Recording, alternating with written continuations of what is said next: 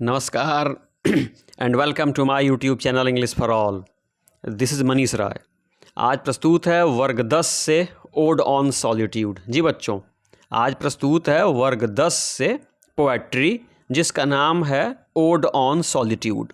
और odd on solitude से कुछ चुनिंदा objective type questions and answers. बच्चों, आज की वीडियो को शुरू से अंत तक देखें और ये समझने की कोशिश करें कि ओड ऑन सॉलिट्यूड नामक चैप्टर से कितने प्रश्न आपकी परीक्षा में पूछे जा सकते हैं और उनका सही जवाब क्या होगा। तो आइए बच्चों, आज की वीडियो की शुरुआत करते हैं। पहला प्रश्न है, ode on solitude has been composed by, यानी आपको बताना है कि ओड ऑन सॉलिट्यूड नामक कविता निम्न में से किसकी रचना है।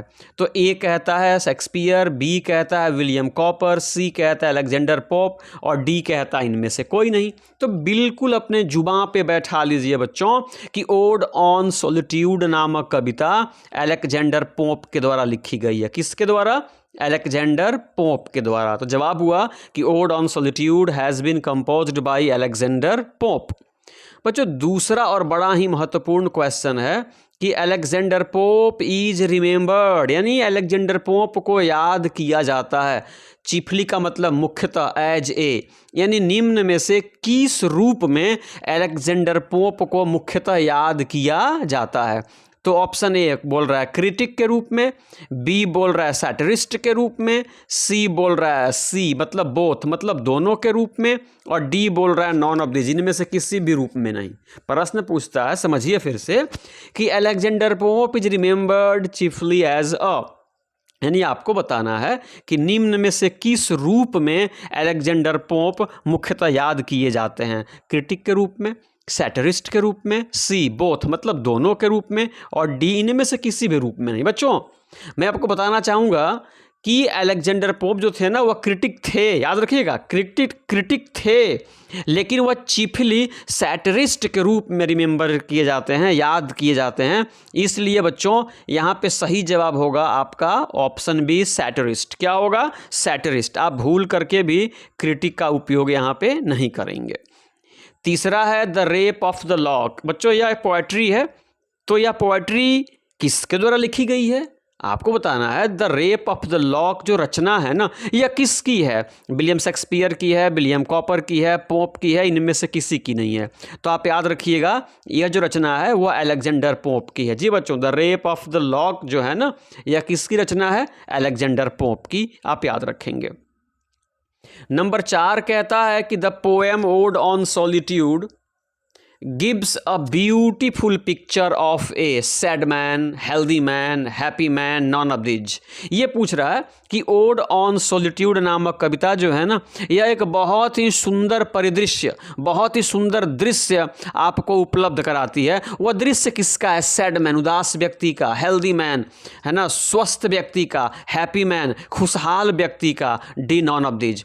तो आप याद रखेंगे बच्चों कि ओड ऑन सॉलिट्यूड जो है ना, यह पूर्ण रूप से एक हैप्पी यानी एक खुशहाल व्यक्ति के जीवन को आपके सामने प्रस्तुत करती है। यहाँ असली खुशी क्या है और वह खुशी कैसे मिलती है की जानकारी दी जा रही है। तो यहाँ पे the poem ode on solitude gives a beautiful picture of a happy man. याद रखिएगा, happy man, not sad man, not healthy man, but happy man. So the correct answer is option number C, that is happy. Number 5 कहता है a happy man gets milk from his, यानी a happy man जो दिखाया जा रहा है ode on solitude में ना, उसको दूध मिलता है। कहाँ से मिलता है? यानी उसके जो दूध की जो आवश्यकता है ना, उसकी आपूर्ति कहाँ से होती है? ए उसके मवेशी से, कैटल से होती है, यानी उसकी गाय से होती है, उसकी भैंस से होती है। बी मार्केट बाजार से लेता है, सी पड़ोसी से लेता है, डी नॉन ऑफ दीज। तो याद रखिएगा कि a happy man gets milk from his cattle, यानी वही व्यक्ति खुशहाल है ना, यानी खुशहाल व्यक्ति जो है ना, उसको उसकी आवश्यकता की दूध की प्राप्ति उसके मवेशियों से हो जाती है। वह किसी अन्य व्यक्ति पे किसी भी चीज़ के लिए आश्रित नहीं होता, यानी जो आश्रित नहीं होता है वही खुशहाल है। तो यहाँ पे लिखा गया कि हैप्पी मैन जो है ना, उसको दूध की प्राप्ति उसके मवेशियों से हो जाती है। तो ऑप्शन ए सही होगा, कैटल।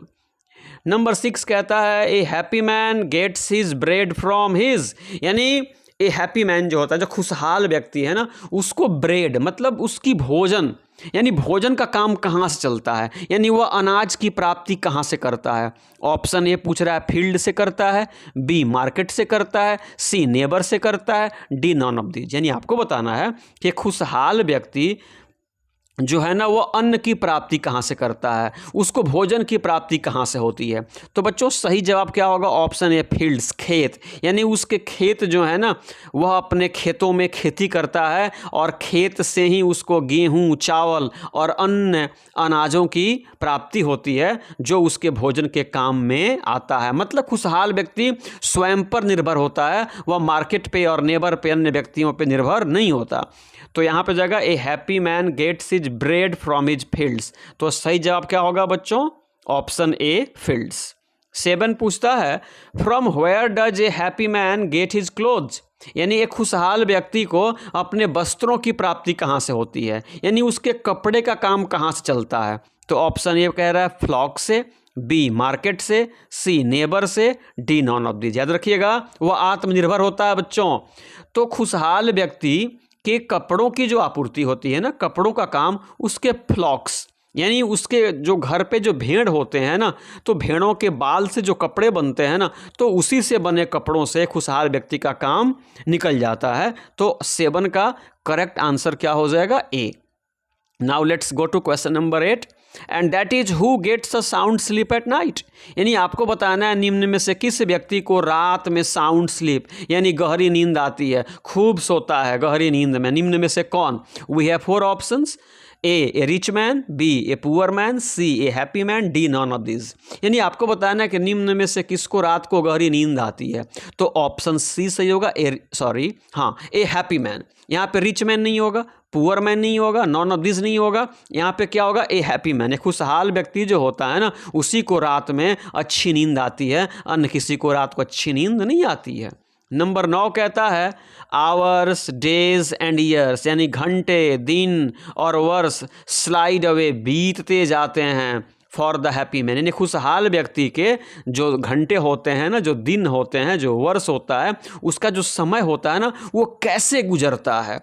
तो option A softly, B swiftly, C harshly, D none of these. आपका सही जवाब होगा बच्चों ऑप्शन ए सॉफ्टली, यानी उसके जो समय है ना, उसका जो समय है वो बड़े सॉफ्टली, बड़े आराम से, बड़े सुगमता पूर्वक बीतता जाता है। तो नंबर 9 का करेक्ट आंसर क्या होगा, ए। नंबर 10 कहता है अनलेमेंटेड मीन्स। बच्चों अनलेमेंटेड का अर्थ क्या होता है, आपको बताना है कि अनलेमेंटेड का अर्थ क्या होता है। तो सैड होता नहीं है बच्चों, हैप्पी होता नहीं है, तो ये जगह अनमॉर्न्ड, यानी एक ऐसी मृत्यु जिस पे कोई आंसू ना बहाए, जिस पे कोई रोए नहीं, जिस पे कोई शोक ना मनाए ना, तो उसको बोलते हैं अनलेमेंटेड या अनमॉर्न्ड। तो 10 का ए सही होगा।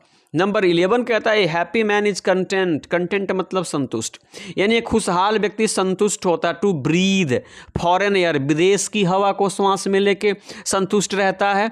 नेटिव अपने गांव की हवा को श्वास में लेके संतुष्ट रहता है। टाउन या शहर की हवा को श्वास में लेके संतुष्ट रहता है, या नॉन ऑफ दिज।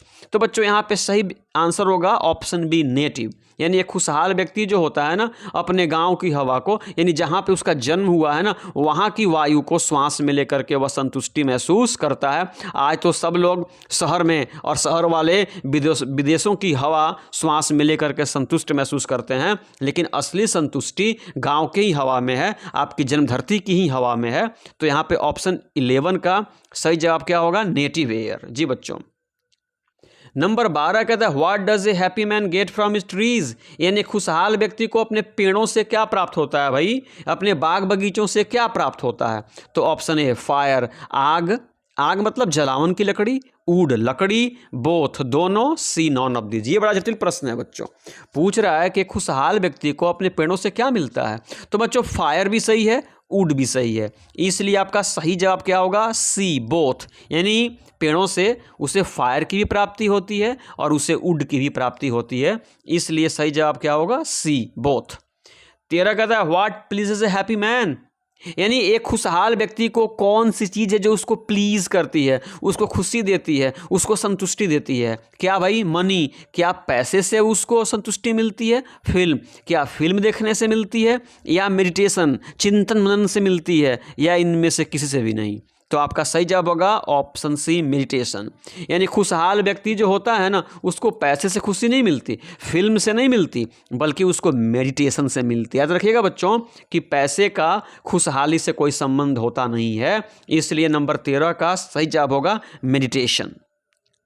नंबर 14 पूछता है a happy man is satisfied, यानी एक खुशहाल व्यक्ति संतुष्ट रहता है बाय द प्रॉपर्टी, यानी उस संपत्ति से इनहेरिटेड, मतलब वो अपने माता पिता से प्राप्त करना, विरासत में हासिल करना। बाय हिम फ्रॉम हिज, यानी एक खुशहाल व्यक्ति जो होता है ना, किसकी संपत्ति, यानी किससे विरासत में प्राप्त संपत्ति से संतुष्ट रहता है। तो नेबर्स होगा नहीं बच्चों, अंकल्स होगा नहीं, फोर फादर्स। यानी एक संतुष्ट व्यक्ति जो होता है, एक खुशहाल व्यक्ति जो होता है ना, तो उसके पूर्वजों से जो जमीन उसको प्राप्त होती है ना, उसी में वह संतुष्ट होता है, उसी से उसे संतोष की प्राप्ति होती है। तो नंबर 14 का सही जवाब होगा सी, फोर फादर्स। 15 पूछता है happy man spends his time in, यानी हैप्पी मैन जो होता है ना, जो खुशहाल व्यक्ति जो होता है, खुश व्यक्ति जो होता है, वो अपना समय किस काम में व्यतीत करता है? स्टडी में करता है, रिक्रिएशन में करता है, या मेडिटेशन में करता है, या यहाँ पे ऑल ऑफ देम करेंगे बच्चों? यहाँ पे क्या कर देंगे? ऑल ऑफ देम, या इनमें से सब में। तो इसका सही जवाब होगा बच्चों डी। याद रखिएगा, एक खुशहाल व्यक्ति जो होता है ना, वह अपने समय को स्टडी, अध्ययन करने में भी व्यतीत करता है, रिक्रिएशन, मनोरंजन करने में भी व्यतीत करता है, मेडिटेशन, चिंतन मनन में भी व्यतीत करता है। इसलिए सही जवाब होगा 15 का डी, ऑल ऑफ देम, यानी ये सब सही है। नंबर 16 पूछता है who has no care and anxiety, who has no care and anxiety, यानी आपको बताना है कि निम्न में से किसको कोई चिंता नहीं है, कोई फिक्र नहीं है। निम्न में से किस व्यक्ति को ना तो कोई चिंता है ना कोई फिक्र है? तो बच्चों ये हैप्पी मैन है, ये सिक मैन है, ये रिच मैन है, ये नॉन ऑफ दीज है। तो भाई किसको चिंता फिक्र नहीं होती? ए हैप्पी मैन को। जी बच्चों, चिंता फिक्र नहीं है इसलिए हैप्पी है, और हैप्पी है तो उसको चिंता फिक्र नहीं है। तो 16 का ए सही होगा। 17 कहता है what does a happy man get from his trees in summer, यानी गर्मी की ऋतु में जो हैप्पी मैन होता है ना, उसको अपने बाग बगीचे से, उसको अपने पेड़ पौधे से क्या मिलता है? आग। ये गलत होगा ना बच्चों? शेड का मतलब छाया, अब बोथ का मतलब दोनों, ये हो जाएगा नॉन ऑफ दीज। तो यहाँ पे सही जवाब होगा बी, शेड, यानी खुशहाल व्यक्ति को गर्मी के दिनों में उसके पेड़ों से उसको शीतल छाया मिलती है, इसलिए 17 का ऑप्शन बी सही होगा, शेड। 18 पूछता है happy man gets fire from his trees in, यानी खुशहाल व्यक्ति को बच्चों, एक खुशहाल व्यक्ति को ना गेट्स फायर, उसे आग की प्राप्ति होती है अपने पेड़ों से। किस मौसम में? समर में गलत हो जाएगा, रेन्स। बरसात में गलत, ये विंटर मतलब जाड़े में, यानी जाड़े की ऋतु में एक खुशहाल व्यक्ति जो होता है ना, उसको जलावन की लकड़ी के साथ साथ अपने शरीर को गर्म रखने के लिए भी जो आग वाली लकड़ी की आवश्यकता होती है ना, तो उसके बाग बगीचों से, उसके पेड़ पौधों से ही पूर्ति उसकी होती है। तो 18 का बी होगा, विंटर।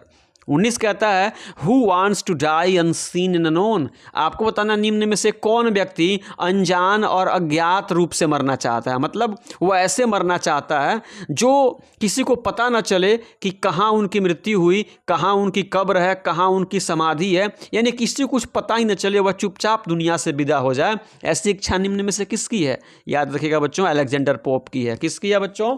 अलेक्जेंडर पोप की है, याद रखिएगा। नंबर 20 कहता है essay on criticism and essay on man are two famous works of, ये जो दो महत्वपूर्ण रचनाएं हैं ना, एसे ऑन क्रिटिसिज्म और एसे ऑन मैन, आपको बताना है या निम्न में से किसकी रचना है? पोप की है कि कॉपर की है, शेक्सपियर की, या किसी की नहीं है?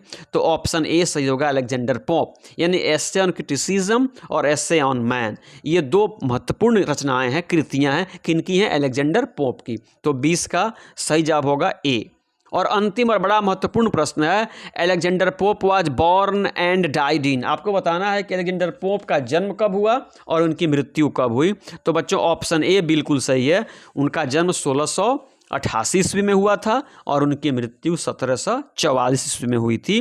तो ये थे ओड ऑन सॉलिट्यूड से बच्चों 21 अति महत्वपूर्ण वस्तुनिष्ठ प्रकार के प्रश्न एवं उनके सटीक उत्तर। लेकिन मैं बच्चों आपसे निवेदन करना चाहूँगा कि आप अपनी तैयारी को इन्हीं 21 प्रश्नों तक सीमित नहीं रखेंगे, क्योंकि इस बात की कोई गारंटी नहीं है कि इन्हीं 21 में से आपकी परीक्षा में प्रश्न पूछे जाएंगे। तो इनके इतर भी आपको अगर मटेरियल कहीं से मिलता है तो अवश्य पढ़ें, ताकि आपकी जो तैयारी है ना वह पूर्णता प्राप्त करे। तो बच्चों आज की वीडियो में बस इतना ही। अगर आज की वीडियो पसंद आई हो तो प्लीज़ चैनल को सब्सक्राइब करें, वीडियो को लाइक करें, अपने मित्रों से भी शेयर करें, अपने सुझाव भी दें और इस वीडियो को समाप्त करने से पहले मेरे साथ बोलें जय हिंद।